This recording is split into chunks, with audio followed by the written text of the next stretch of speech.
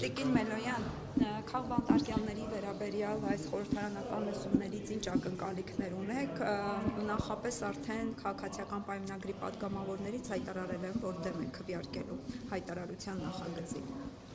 Դե զարմանալի չէ այդպիսի արձագանքը, որովհետև իրենք մարդիկ են, ում օրոք է մեր երկրում այսչափ քաղբանտարկյալները, պետք է արձանագրենք, որ մենք այսօր ապրում ենք մի իշխանության օրոք, որը եկավ հայտնի հեղափոխության արդյունքում այս քաղաքական ուժի իշխանության ժողովրդավարության արժեքների դրոշով։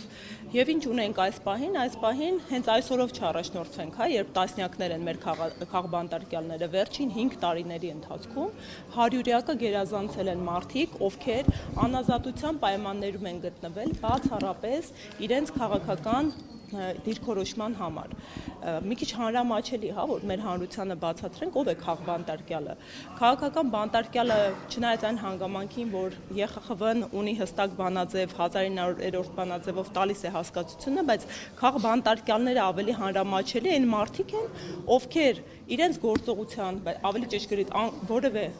գործողություն չկատարելու համար հայտնվել են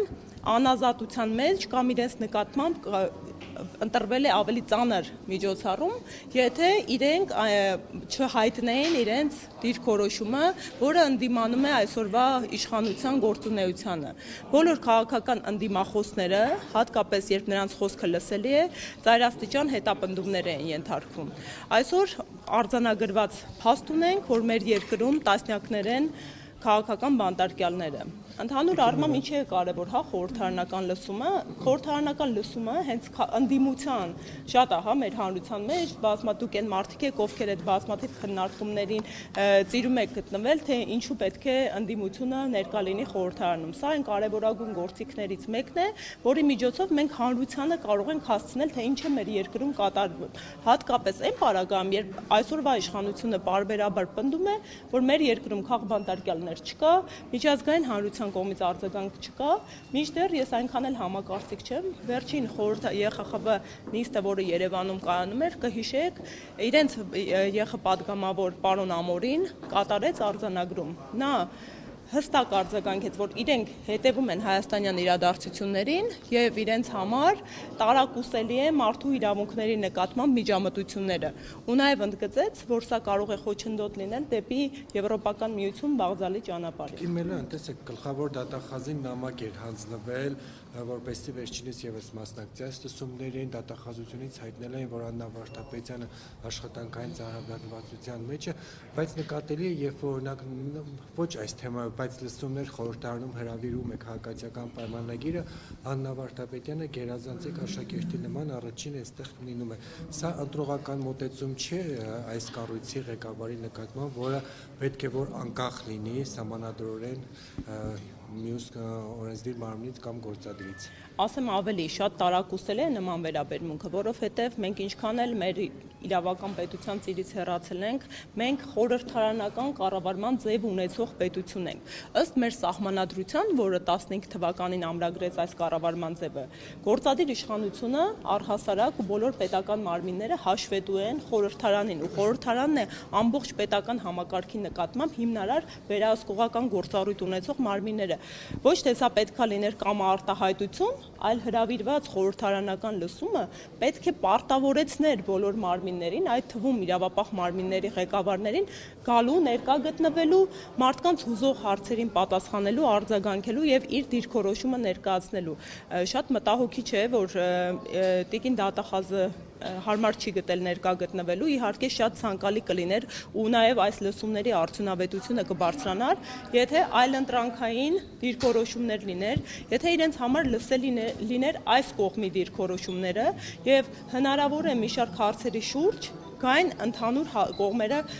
եզրահանգման, բայց նաև պետք է արձանագրենք, որ հենց քաղբանտարկյալների արկայությունը մեր երկրում նաև իրավապահ մարմինների գործուն ներգործության հետևանք է։ Տիկին Մելոյանը վերջերս երբ այս թեմայով քննարկում էր հանձնաժողովում պետաիրավական, ԿՊ պատգամավորներից մեկն ասաց, որ եթե լինեին քաղբանտարկյալներ, ապա միջազգային կառույցները կարձանագրեին դա։ Հիմա կարող ենք սա համարել, որ եթե արձանագրում չկա, ուրեմն քաղբանտարկյալներ չկան եւ այդ արձանագրումները ինչու են ուշանում։ Բնականաբար ոչ չենք կարող համարել, ես կարևոր արձանագրում անեմ, հա, իրենք անդադ հողում են կատարում միջազգային կառույցների կողմից արձանագրմանը, ես արդեն կոնկրետ մեկ դեպք ներկայացրեցի, որ արդեն միջազգային կառույցները ազդակների պատասխանում են։ Հնարավոր է նաև երկուստեք, հա, մեր ընդդիմադիր ուժերից եւ քաղաքահասարակության пассивության հետևանք է, որ արձագանքները ավելի քիչ են ու ակտիվ վրա չեն հասնում։ Այս խորհրդարանական լսումները պետք է այն ազդակը լինեն, որի հիման վրա մենք բոլորս կակտիվանանք, բոլոր խողովակներով անընդմեջ կփորձենք հասցնել թե միջազգային կառույցներին, թե մասնագիտացված հասարակական կազմակերպություններին, թե ներառական կդարձնենք մեր ներքին լսարանին տեղի ունեցողը։ Եվ շատ կարևոր արձանագրում է, որ դեռևս քաղբանտարկյալների գործերը քննության փուլում են գտնվում, շատերը անգամ կարճվել են, ոմանք արդարացվել են վերջին 5 տարիների ընթացքում, բայց այն բուն մեր հանրության ուշադրության ներքո գտնվող գործերը դեռ գնալու են մարդու իրավունքների եվրոպական դատարան։ Ծանոթ լինելով ՄԻԵԴ-ի նախադեպային պրակտիկան, ես համոզված եմ, հա, որ ՄԻԵԴ-ի կողմից արձագանքները միանշանակ են լինելու, սակայն ցավալի է, որ այդ հետևանքները մեր պետությունն է կրելու եւ մենք Հայաստանի Հանրապետության քաղաքացիներս ենք կրելու։ Ուղղակի խնդիրը կայանում է նրանում, երբ մարդը քաղաքական հետապնդման է ենթարկվում, ինչքան էլ մի հետը գնահատում տա, ինչքան էլ դրամական փոխհատուցում լինի, մարդու այն քայքայված, կորսված առողջությունը, ժամանակը հետևանքային են լինելու ու անվերականգնելի են լինելու։ Դա է մեծագույն կորուստը, որոնք կրում են քաղաքական բանտարկյալները իրենց խղճի համոզմունքների ու ընդդիմադիր հայացքների համար։ Եվ Սամվել Կարապետյանի կալանքային կրկին երկարաձգվեց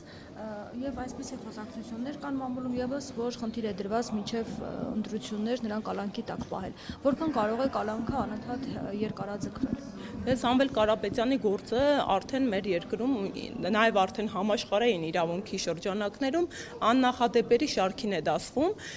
Պարոն Կարապետյանի կալանավորման հիմքում մեկ հոդաբաշխ նախադասություն հիմնավոր իրավապահ մարմինները չեն կարողանում ներկայացնել։ Եթե համոզված եմ, հա, բոլորը գործընթացին հետևում եք, ինչ տեղի ունեցավ։ Ընդհանրապես մեծանուն բարերարը չանցավ անանցելին, իր համար կարմիր գիծ տրորվեց, կանգնեց եկեղեցու կողքին, ընդհանրապես մեկ նախադասություն աջակցության խոսք ասելով։ Անմիջապես հետևեց գործադիր իշխանության ղեկավարի Facebook-յան գրառումները։ Նույն օրը սա արդեն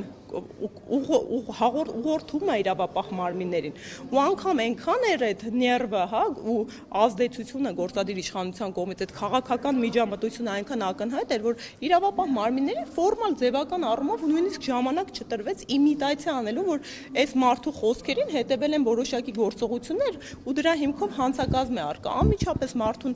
նույն օրը իրավապահները գրոհեցին առանձնատունը ու անգամ ինքնակամ ներկայանալու պարագայում Սամվել Կարապետյանը ձերբակալվեց, այնուհետև կալանավորվեց ու ես նույն օրը, հա, երբ այս process-ը տեղի էր ունենում դատանի բակում, մեկ միտք հնչեցրեցի, ասի կտեսնենք հիմա ինչպես են փողերի լվացման դրվագներով գործեր ավելանում, տնտեսական հանցագործություններ ու զուգահեռ մարդու տնտեսական իրավունքը հիմնարար ոտնահարվում է, այդ ազգային ժողովից կրկին վարչապետը հեծի ազգայնացման գործընթացի մեկնարկը տվեց, մենք զուգահեռ արդեն երեկվա հայտնի տեսազայնագրությունը տեսանք ինչպես է մեր երկրի վարչապետը հեծի ժամանակավոր պաշտոնակատարի հետ նստած քննարկում հեծի ներքին գործերը, որակումներ տալիս սեփականատերերին ու կոնկրետ որակում տվեց էլի հանցագործին, ասում է սա փողերի լվացում է։ Մեր երկրում այս իշխանությունը չեղարկել է ամենակարևորագույն հիմնարար սկզբունքներից մեկը՝ անմեղության կանխավարկածը։ Անմեղության կանխավարկածը ասում է մարդը համարվում է անմեղ իրեն մեղսագրվող արարքում, քանի նրա մեղքը հիմնավորող ուժի մեջ մտած դատական ակտ չկա։ Այս պարագայում այս իշխանության տարբեր բարձրաստիճան պաշտոնատար անձինք իրենց թույլ են տալի աջ ու ձախ մեղադրանքներ հնչեցնել ու վերդիկտներ հրապարակել կանխավ միջգործը դատավարության ընթացքում է։ Առաջիկայում նոր մեղադրանքներ կլինեն այս ամենը, դա է։ Արդեն ընթացքում են մեղադրանքներ առաջադրվել, ոչինչ չի զարմացնի, հատկապես վերջին ֆարսաժային արդարադատության դրսևորումից հետո երևի տեղեկացել եք, հա, մեկ օրում Վճռաբեկ դատարանը հրապարակեց վճիռ, այդ նույն օրը Վճռաբեկ դատանից գործը գնաց Սամվել Կարապետյանի քեյսով։ Գլխավոր դատախազություն մուտք եղավ, ելք եղավ քննչական կոմիտե։ Քննչական կոմիտե մուտք եղավ, մակագրվեց քննչական խմբի ղեկավարը։ Նույն օրը քննչական խմբի ղեկավարը այդ 100-ից ավել փաստական հանգամանքներին, վերլուծություններին ծանոթացավ, հասցրեց նույն օրը կազմելու պատասխանը, միջնորդությունը պատրաստելուց հետո հասցրեց քննչական կոմիտեից ստանելու հակակոռուպցիոն դատան մուտք անելու։ Բնականաբար սա ինչու եմ ասում, ֆարսաժային արդարադատություն, որովհետև ամբողջ մեն հարավային Կովկասում ամբողջ աշխարհում նման դեպք չի գրանցվել, որպեսզի մի իրավապահ մարմնի ներկայացուցիչ այդպիսի մտավոր եւ ֆիզիկական հնարավորություն ունենա ծանոթանալու եւ արձագանքելու նմանաբնույթ փաստաթղթին։ Սա հերթական դրսևորում է, հետևանք ես թողում եմ եզրակացությունները ձեզ, ոնց էր հնարավոր ֆիզիկապես այս ամենը կազմակերպելու։ Ակնհայտ է, որ կազմակերպման հիմքում տարընկալելի եւ շատ մութ փոխհարաբերություններ են, որոնք իրավապահ մարմինները իրենց պետք է թույլ չտան։ Ու ակնհայտ է, որ Սամվել Կարապետյանի գործը ծայր աստիճան քաղաքականացված է, նա քաղաքական հետապնդման է ենթարկվում, պայմանավորված օրվա իշխանության վախերով առ Սամվել Կարապետյանի անձ։ Ու մեկ կարևոր հանգամանք նշեմ, զավեշտ է նաև այս իշխանության ներկայացուցիչների դեպքերով, երբ իրենք թիրախավորում են պարոն Կարապետյանին, մի նոր բնագավառ են գտնում թերություն որակելու, ի հայտ է գալու մի նոր չբարձրաձայնված բարեգործություն, ու այդ նոր բարեգործությամբ հակառակ էֆեկտ են ստանում։ Այսինքն մարդիկ ստիպված են գույքագրել իրենց արած բարեգործությունները մեր երկրում, որպեսզի կարողանան այս իշխանության մանիպուլատիվ որակումներից ինքնապաշտպանվել։ Սամվել Կարապետյանի գործով փաստաբանական թիմը նախորդ դատական նիստից առաջ ասուլիսի ժամանակ նշեց, որ իրենք որոշումը չեն ստացել դատարանի, դրա փոխարեն այն հրապարակվել է հայկական ժամանակում եւ միայն քննիչին է արկա։ Խնդրում եմ անդրադառնաք նաեւ այս հանգամանքին։ Դե դա եւս մեկ զավեշտ էր, որը միջազգային ատյանները անպայման որպես փաստական հանգամանք կանդրադառնան, հասկանում եք ինչ տեղի ունեցավ։ Գործը քննվում էր, հերթական կալանքի միջնորդություններ քննվում, այս միջնորդության գործը քննվում էր, հերթական կալանքի միջնորդություններ քննվում, այս միջնորդության քննության ընթացքում հայկական ժամանակ օրաթերթը, որը ոչ ոքի համար հայտնի չէ, որ իշխանական աղբյուրներին է հարում եւ իշխանական ընտանիքին է պատկանում, տալիս է վերդիկտ, ասում է, որ Սամվել Կարապետյանի կալանքը շարունակվում է եւս 2 ամսով։ Դա իրականում էլի կրկին հերթական աննախադեպն է ու կարող է մեր հասարակությանը արդեն սովորեցրել են այդ աստիճան հակաիրավական գործընթացների, բայց հավատացեք, նույն Սամվել Կարապետյանի գործով ներգրաված միջազգային իրավունքի փաստաբանները յուրաքանչյուր դրվագից հերթական ստրեսն են ապրում, որովհետև անգամ այն ավտորիտար ռեժիմի պետություններում, որտեղ իրենք գործեր են ունեցել, այդ բնույթի բացահայտ հետապնդումները մի փոքր ավելի փորձում են խուսանաված իրականացնել։ Շնորհակալ եմ։